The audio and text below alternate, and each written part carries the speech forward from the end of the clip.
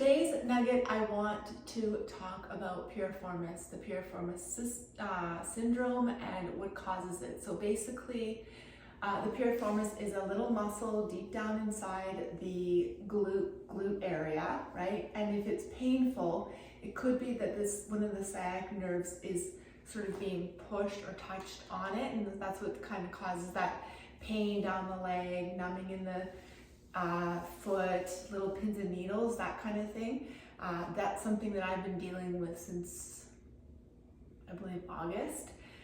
It's still, bugging me. There's certain things I can't do, but one of the ladies on the community page asked what you can do to improve it and also to isolate the glutes instead of the piriformis. So unfortunately, you can't really take away the piriformis movement out of any type of glute movement because it's just attached to basically that whole area.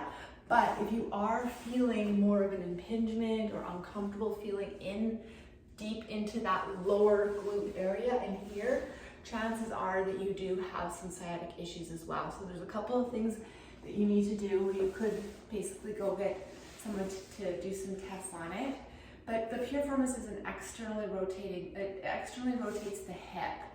Okay, so sometimes if you go to do that movement, it can cause more pain, but sometimes just a general stretch, like this hamstring stretch, for example, causes a great deal of pain as well for me. So you have to really listen to your body. The most important key thing about the piriformis and this stretch is that you're doing it 3 to 4 times a day, consistently every single day. So if you're wanting some significant improvements in that area, that is what needs to be done. You also have to be very delicate with it, and don't use the ball or a roller because that's just going to exacerbate and make the area worse. This muscle is not deep down inside, so it doesn't need any type of manipulation with the ball or anything like that. What it needs is some rest, probably, listen to your body, but also it just needs some of this really good consistent stretches. So you're going to put your legs in this kind of position, okay, here. And then if this is 12 o'clock, this is 1 o'clock, this is 2 o'clock, I want you to keep your back straight, don't hump over, and you're going to lean into that stretch, but I want you to make sure that you're leaning forward before you do this or stretch. You're not going to get into that deep piriformis area if you keep your back rounded, okay? So here, and then you're going to hold this for 45 seconds. And then you're going to come up, and then you're going to repeat that 2 rounds, 45 seconds each. So you're kind of holding this at 90 degrees. This one's kind of doing the same, 12 o'clock, 1 o'clock, 2 o'clock. Yeah, So that's what you're going to do for stretches. Now, if you want to try to strengthen or get rid of some of that extra tension and just isolate kind of a different part of the muscle, what you can do is like a clown type of movement. I would like to put a band here, like a thin band, and then you're just going up and down. Up and down. That will help alleviate that piriformis syndrome. Again, very consistently, daily. I would just start incorporating this in your morning routine. It's 5 extra minutes. But if you're serious about improving, this is what you have to do. I'm more so talking to myself than you on this one. And then the other thing you can do is the airplane. So I'm going to just do it on my wonky side.